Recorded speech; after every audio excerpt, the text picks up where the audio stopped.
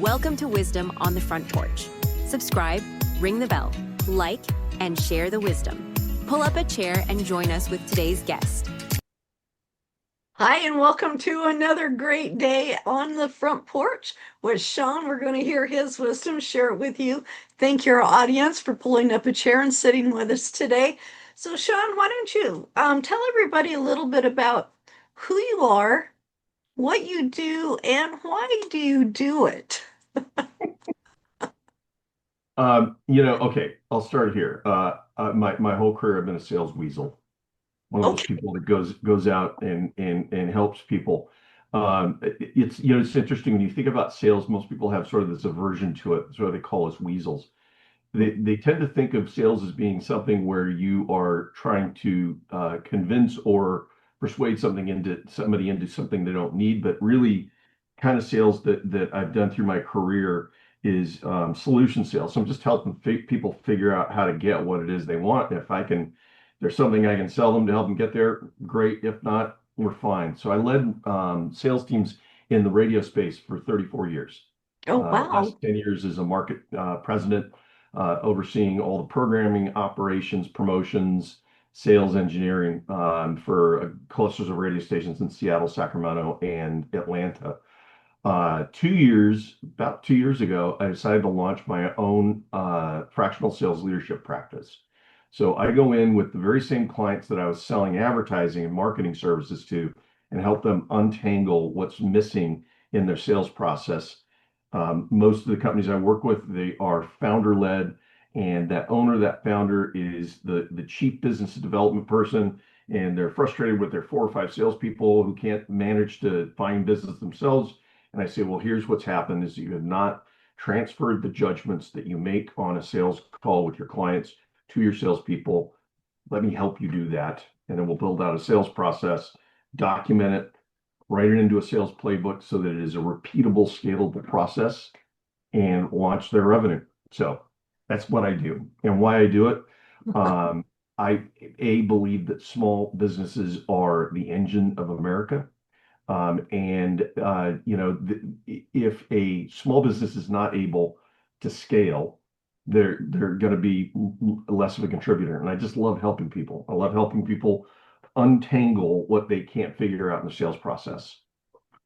Yeah, and that's really great. I'm glad you brought up that um, the person who founded the company knows how everything works, but hasn't been able to transfer that to the employees. And Yeah. that's so true. And sometimes they just don't quite know the strategies that they need to do that, or they don't realize that that's what's missing, that it's that connection that they need to have. So it's Yeah. really brilliant that you help them do that. I think that Yeah. would help so many companies right away. Yeah. It's judgment transfer. The founder of the company is out with a client, and they're making 100 different small judgment calls on how do I wrap the value proposition around the problem that the customer is describing to me, and then how do I. Well, let's talk about that transfer from the founder to the employee, whether it's the salesperson or someone else. You were talking about how the founder is making little adjustments all the time because they're hearing what the customer is needing, what the customer is saying, and they know how to respond to it because it's their product. They know their product inside out. So it may not be that your own employees, your own sales crew do not know the product. It could be they don't understand those little cues that you listened for. And how can you help them with that? Yeah, I mean, part of it is that those judgments that they're making are invisible to them. I think it's almost impossible for any one of us to untangle the small little judgments that we're making. It almost requires an interpreter, somebody to come in and if I have a superpower, it's that I'm able to listen and hear what those small little judgment calls that they're making are, so that I can document them and put them into a sales process that the owner can then look at and say, oh yeah, that's what I do. Yeah. Because absent that, when the salespeople begin to tweak the value proposition or tweak the service around it, the founder feels like they're messing with their product. Ah. I wanted you to do it just like I do. And if I'm able to document how they do it, then they're more trusting of their salespeople to go out and begin to. And really, what we're doing, if you are at mastery level in sales, you sell like an owner, regardless of whether you work for a Fortune 500 company or a company with 5 employees. You're out talking to that client, owning their problem, owning your solution. And that's when the magic happens in business development. Yeah. The amount of credibility and trust that you're building because you've got authority in what you're doing. It's just that's the founder's magic that people talk about. And that's very true. I know two people who are amazing at sales. And it's not that they're out selling things to people that people don't want. It's the way they talk, the way they listen, the way they communicate. And one of them is my mentor, and it's like, how do you do that? And he goes, well, you just do this. And once I start listening to what they're saying. It's like, okay, but I know sometimes there's something missing, and maybe later on we'll have another conversation, and my mentor will say, well, when I was 18, I had someone talk to me about this, and it's like, right there, that's the key. That's the thing that I was missing, that you've had all this time, you don't even realize you do it anymore. And I love that you're able to go in there. Just going to call it your superpowers. Today is superhero day. I usually don't date my shows, but hey, this is a fun day. I love it. Um, Yes. yeah. So your superpower is helping the founders understand that, untangling things is, as you were saying, helping the salespeople to understand what the founder is wanting, and Yeah. connecting that all together in words that they can understand, because sometimes you're speaking two different languages. You don't even know it. Yeah. So And it's great that you do that. here's the thing that's sort of hidden inside of a great sales process, that when you make it explicit, light bulbs start going off. Mm, Peter Drucker is famous for saying that the vast majority of businesses have no idea what their customers are buying. They know the product they're selling them, but they don't know what's motivating the purchase. right. And And so, that's a really good cue. I want to stop you there because I want people to understand that, especially as entrepreneurs. What are people actually buying? Yes, they're buying your product or they're buying your services. But what is it that they think they're getting out of it may be very different. Maybe they're buying a pair of shoes, but they're not just buying shoes. They're buying status. They're buying swagger. They're buying something that builds them up and makes them look great. There's a lot more going on there in that emotional part of buying than there is in the actual just giving you some money and getting your product. no, listen, we buy with our hearts and we justify with our minds. Yes. That's a fundamental factor, and you've got to Yes. understand what emotions are motivating that purchase. Clayton Christensen, Harvard business professor, that's one of my favorite authors and speakers, he calls it jobs theory. And the idea is that we don't buy products and services as much as we hire them to do really specific jobs in our lives. And if we Mhm. can untangle the job that the consumer, the customer is trying to hire us to solve, then we've unlocked all of the marketing, all of the sales, and the innovation that we can provide to the client, right? It's just a really powerful way of looking at it. If I'm working with a fractional HR person that is just brand new, they know HR really well, and they think what they're selling to the client is HR services. But really, what's probably happening and motivating the desire for that conversation with that fractional HR person is that they've got a 2 a.m. problem. It's a dumpster fire of Mm. compliance issues, or a dumpster fire of a harassment suit coming their way, or a dumpster fire of retention issues. And so that's what's motivating the purchase. Yeah, sure, you're selling them HR services, but they're hiring you to put a dumpster fire out. And so so I help this person as they are on LinkedIn, as they're out networking, beginning to talk about these dumpster fires.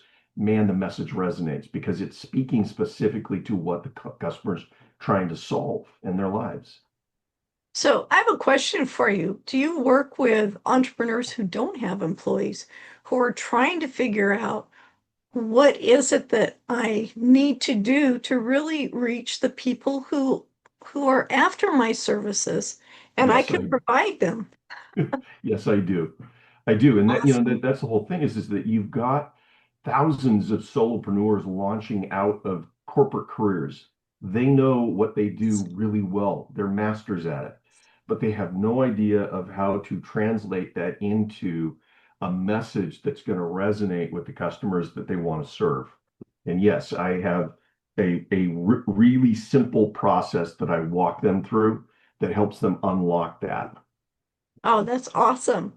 And gosh, I want to hear you say your process, but I don't, we pay for your services because you're smart enough. You've learned how to do this, you know. You're just like everybody else. We work hard for what we do, and we need to be compensated as such, and that's great. But I know there's things that you tell people that say, okay, here's a little hint to help you get started. What are maybe two or three things we should really start looking for within ourselves when we're ready to offer our product to market? Like say, I just finished a book. I just finished a 250th anniversary book for the celebration of America. It has my family line in it. I put it all in story form. I'm ready to get out to the world. But I stop right there. Now, what do I do? How do I let people know this is available? Because I know I've had people ask me for this book, and it's like I've never known how to write it. I finally figured it out. I had someone who really challenged me, and I enjoyed that so much. I am ready to do another book. I never wanted to do one like this before, but I'm ready. But now I have this one, and I need to get it out to the people. Phew. Now what? So let me ask you a couple of questions. Okay. What was it that motivated you to write the book? My coach said I had to. What was it that your coach saw that the world needed to see that you had to offer inside of that book? Yeah, so that's a really great question. I am glad you asked that. And the answer is other people have asked me to write this book, and I've just kind of blown it off because they know that I know the history, I know the facts, I know the figures. People don't like reading facts and figures. They want to hear the story behind it. And stories connect us together. They connect our families together, they connect our lives together. So that's what the motivation was to take all those facts, those figures, everything that I've learned over the past almost 50 years now, and put it into a book that is intriguing and interesting and captivating and lets people know about it without being boring and dull and putting me to sleep. What is it that you hope people come away from reading that book thinking, feeling, and believing? Uh, I really hope that they want to know the truth about themselves. And I know that sounds kind of funny about a book that is about my family, but think about your own family. What has been their secrets? Not that everything's held a secret, um, but what have they done that has maybe influenced a community or a movement? And you may not realize that it's there. And how much has that influenced your own life? It is surprising how much our ancestors, 7, 8, 10 generations ago, are still affecting our own personal lives.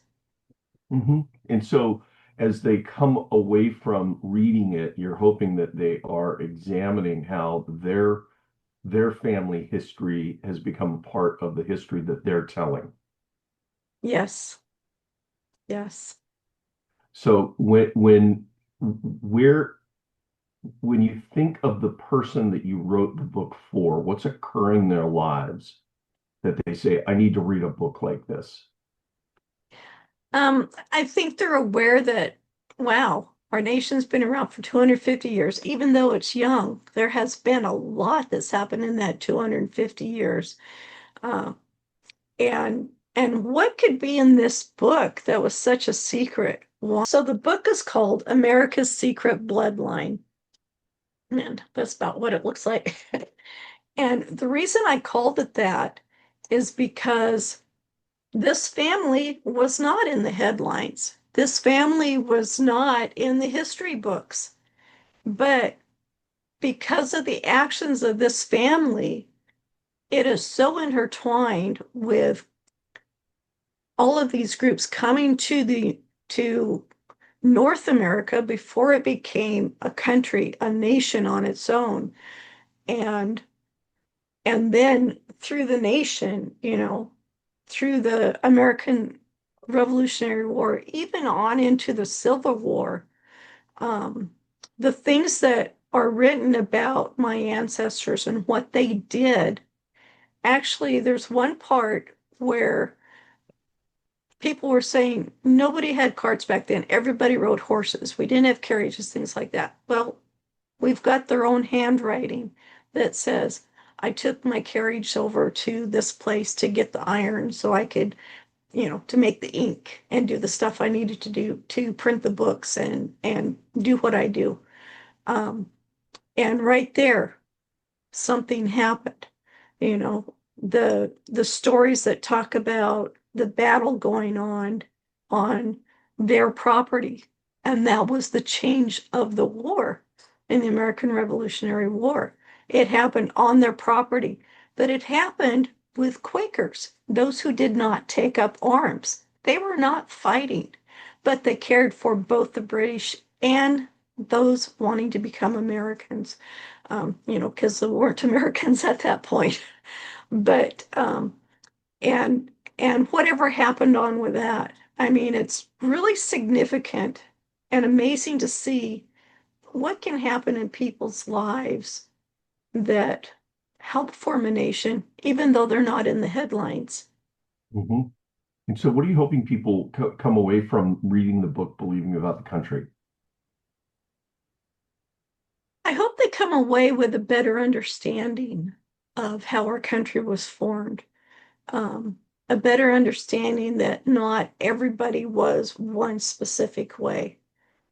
I hope they come away realizing that there have been people all along who believe that everyone is equal, and that one type of people is not higher and mightier than another type of people. And it has been there for years. And understanding that sometimes courage is saying no. Courage is saying, I'm not going to do this. Because it's hard to do that. You should be interviewing me for my show, Yeah. reading between the words. Seems to me that you've written a book about what it. Oh, yes, absolutely. It sounds like you've written a book that really is about what true patriotism is. Oh, okay. I never thought of it that way. Yeah, right.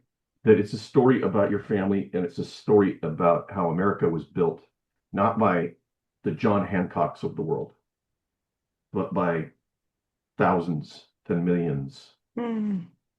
of individuals who all have a story. And whether your story stretches back 8 generations in the United States or it stretches back 2 in the United States and 6 somewhere else, there's a story there. And every part of that story is a part of the history that we're making right now.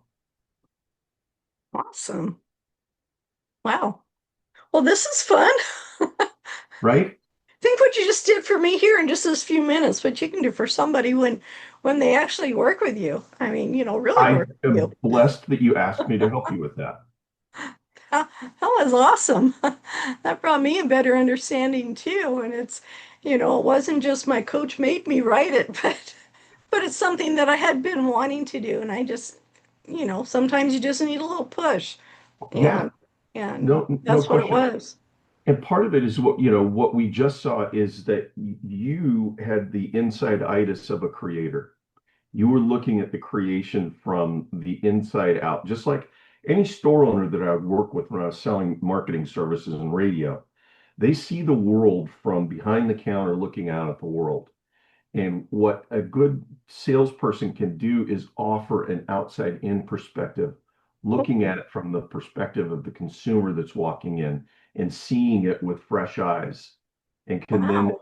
untangle what it is that that person is actually intending when they started that. Yeah, I guess there's supposed to be a storm. I don't know. I'm sorry about all of this mess up. I'll chop it all together. It's fine. It's fine. Listen, I I've been in plenty of recording studios where I've stumbled and bumbled, and they made me sound really, really smart. All right, yay. Well, that was a lot of fun. That was It actually was. I've never had to delve into my own book before, so it was great. It put me on the spot. And I think Right. we need to do that though. You know, Yes. Well, if no, I'll put it to you this way is that listen, what holds most salespeople back from providing the very most value is that they are afraid and unwilling to ask really challenging questions. oh, They're afraid to ask questions that they don't know the answer to. And quite frankly, they're more afraid to answer questions that the business owner might know the answer to. oh And really? those are where the real value is created, Okay. right? The point, what I would tell my salespeople when you go into a discovery call with a new client, if you want to make, $100,000 a year, your time is worth about 50 to $60 an hour. If you spend an hour with a client, would you ask them to write you a check for $100 because of the value that you created simply with the questions you asked? And if you can't Wow. answer that in the positive, you're not creating value with the client. And the way that you create value with the client is by asking the questions that they're not asking themselves, asking the Oh, that's questions that they have interesting. not thought about since they started the business. Wow. That's really good. Now for me starting out, and I know some entrepreneurs are like this, most already know what they want to do and they're going for it. For me, I was just kind of exposed to this world of entrepreneurship and authorship and all of this. I had not a clue. I didn't really go into it. Oh, I'm going to start a business and I'm going to sell this and this is what I'm going to do. That really wasn't my intent. My intent was someone said, or have you written a book and nothing's happening with it? Have you ever wanted to start a business? Well, we can show you how to do both. And I thought, okay, that sounds good.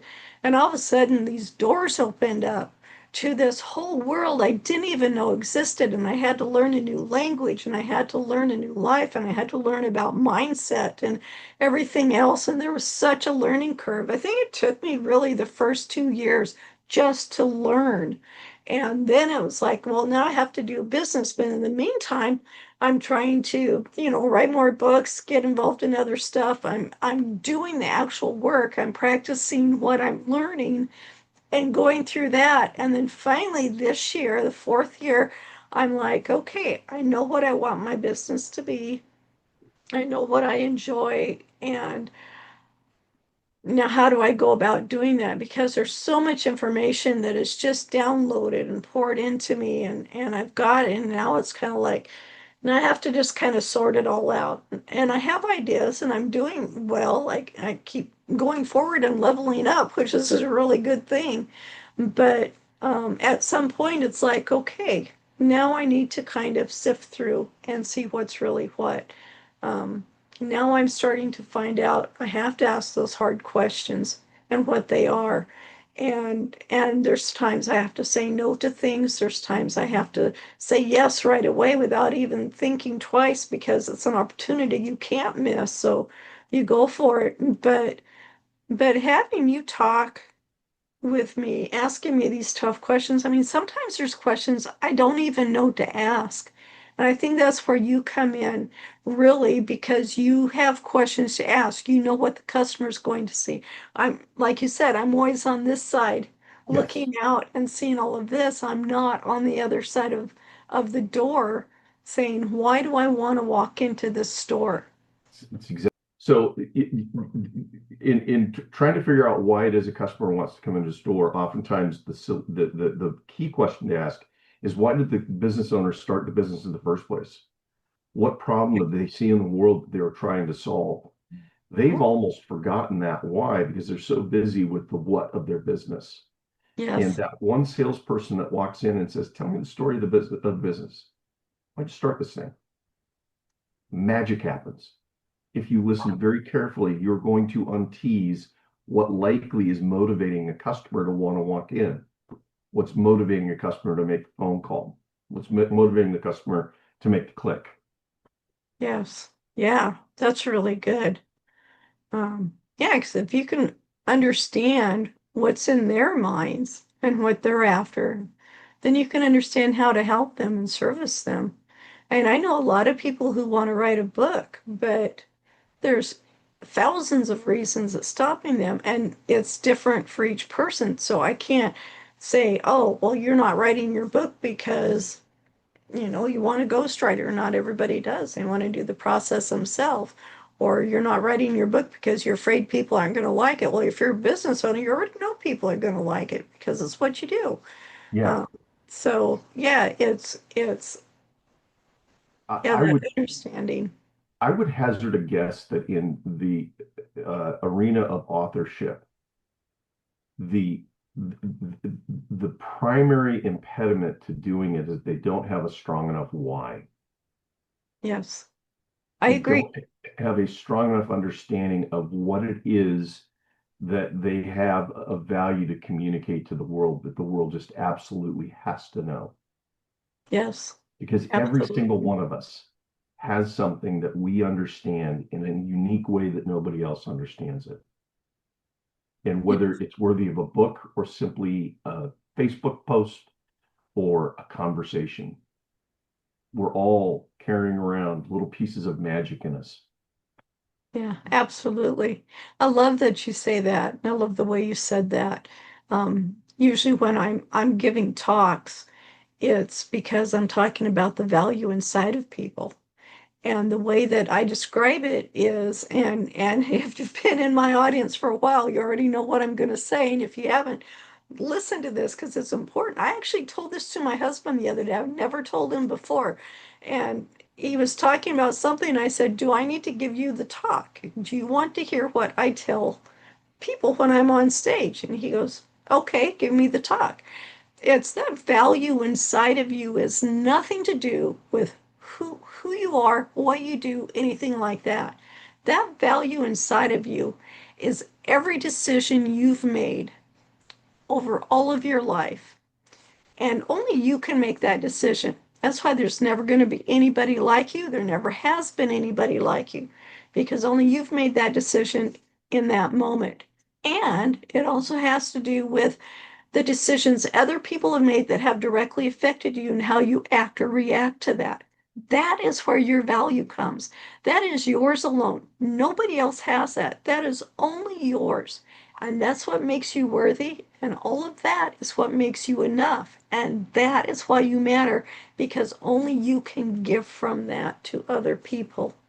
And Yeah, everybody has their season. Somebody may not, it's like right now, somebody may not need my help right now, but further on, they're going to like, oh yeah, I know that person that writes these. I'm ready to do it now. yeah. So we need to think of that. What do you, so let me ask you this. I love what you just said there. I think one of the great challenges, though, in unlocking that value that they have Mhm. is that we all walk around with one great want and one great fear. And the want is that we all want to be loved. We all want to be known. We all want to find acceptance. But our great fear is, if you really knew me, there's no way you could ever love or want to be around me. We've got a little soul of shame that's holding Yeah. us from unlocking our value. And I have one thing to say to that. I have to say it. It's a hologram.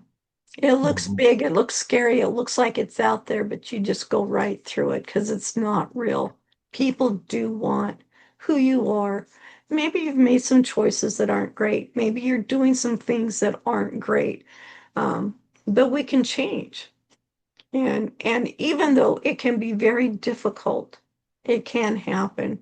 I mean, I don't want to get into stories, but I've seen people whose lives have gone from very drastic one way to just this amazing caring person another way. Um, I have something to say to that, and a lot of people know already that I'm very faith-based. I was just reading in, I think it was Peter, Hmm. and he's talking about how the sin in you is not you. It is a Yeah. sin in you that is doing all the bad stuff, that is making all the mistakes. Once you get that sin out of you, your world changes, you change. And at the risk of sounding preachy and standing up on my soapbox, I have to tell you, when I was 9 years old, I was kind of a rotten little kid, and I knew that I didn't like doing the things that I do, but I didn't stop doing the things that I did. And when I went to, it was like a vacation Bible school thing after church. That first day, we heard a verse that said, you will become, it's in Corinthians, you will become a new creation. And I thought, man, that's what I want. I want that new. I want this old out of there. I don't want to be the way I was. I don't want to take things from my family. I don't want to write on things I shouldn't be writing on. I don't want to be mean to people. I want that new creation. And every day that week, I kept raising my hand, raising my hand. And at the Friday, the teacher said, "I don't think she's talking to my mom because at that time kids were seen and not heard, but Yes. but she's talking to my mom, and she says, I don't think she understands, blah blah blah. And finally, I can't stand it. I go, I do understand. Of course, I get the look from my mom. The teacher's like, okay, tell me what you understand. So I explained to them that I did understand, and they're shocked. And it's like, well, wait, if you understand, why do you keep raising your hand? I said, because I don't feel that change in me. And I Hmm. want that change in me. And here I am, 9 years old, pursuing this, looking for it. And so they said, well, maybe we'll just have the preacher come talk to you. I think he did maybe a couple months later or something. And the only thing I remember from that is just before we prayed, I was already feeling that difference. I was feeling that change in me. I was smiling. I was happy. And so once we prayed, I knew it was there. And after that, I was not the same person. I wasn't the little kid that was throwing rocks at car windows and breaking them open. I mean, I wasn't breaking my sister's stuff. And my family saw the change in me. And people today see a difference in me. People in high school used to protect me. They didn't want me to be around some of the things they were doing that wasn't good because they wanted to protect me to stay this whatever way it was. They liked it. And it's hard when you're a kid. It's like, well, why am I so different? Well, guess why? But it's a difference in your life, and anybody can have it. So there I go. I You love it. I heard love your Preacher Linda soapbox. today. Way to go, Preacher Linda. That's phenomenal. Yeah. Yeah. So Sean, let's get back to you. Oh, I love this. Yes. There's a wisdom on the front porch. There you go. I love it. I love it. This September we're looking at doing live shows. And I Oh, I love love live that. shows because I love that audience participation to join in, to ask questions, to make their own comments. And sometimes the things they say is just so amazing. It's like, yeah, they got to be part of the show, so we include what they're saying. And I'm pretty excited about it, but it won't be until September. I love it. Love, love, love it. Yeah. So how can people get a hold of you, Sean, to help them with their salesman or to help them in their own business to get over that fear of being a salesperson? Because we have to sell ourselves. We have to tell people what we do so we can help them. Yes.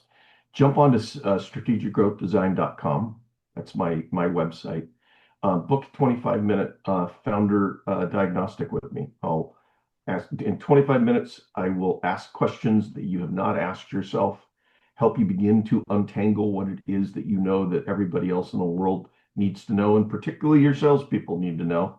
And we'll figure out if there's a way that I can add value to your business. That is awesome. You know, and I was just thinking, some people going, "Oh, I can just go to AI and ask AI." No, you need a real person. You need Sean hearing both sides of it and looking at what's really going on. AI is a tool and it's good to use, but Sean Yes. is a bigger and better tool. Well, the critical thing about AI is that it's only as powerful as the questions and requests that we make of it. Yes. Yeah. And it cannot level us up, No, no. I agree. right? Yeah. Yeah. Yeah, that's so true. It's something to help us where we're at. And yes, it can maybe guide us a little bit to where we need to go, but we have to talk to people. I mean, your customers, your clients are people.